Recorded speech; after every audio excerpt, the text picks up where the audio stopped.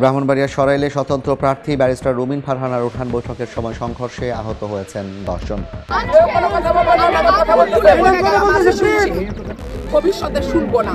আর আমার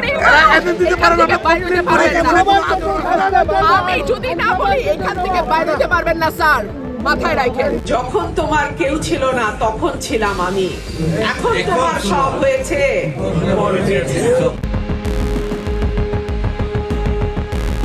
17 বছর বিএনপির উপর হওয়া অন্যায়ের প্রতিবাদ করেছেন রুমিন ফারহানা। দলের বিরুদ্ধে একের পর এক দুর্নীতির অভিযোগ তোলায় বহিষ্কার করা হয় তাকে। এরপর বিএনপি ও বর্তমান সরকারের বিপক্ষে নানা অভিযোগ তোলেন তিনি। তবে এবার নির্বাহী ম্যাজিস্ট্রেটকে বুড়ো আঙুল দেখানো এই এক ঘটনায় আবার উত্তপ্ত বাংলাদেশের রাজনৈতিক অঙ্গন। বিএনপি নেত্রী রুমিন ফারহানার এই আচরণ মুহূর্তেই ভাইরাল হয়ে যায় সামাজিক মাধ্যমে। এ নিয়ে শুরু হয়েছে তীব্র বিতর্ক।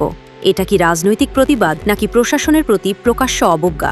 রাজনৈতিক বিশ্লেষকদের মতে ঘটনাটি চলমান রাজনৈতিক উত্তেজনারই প্রতিফলন।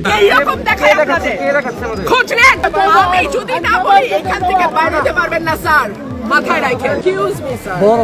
This is the last time. I will not listen to this. সব জায়গায় হচ্ছে। আপনি পারলে থামাইতে। আজকে আমি ভদ্রতা ভবিষ্যতে শুনবো না। আর আমার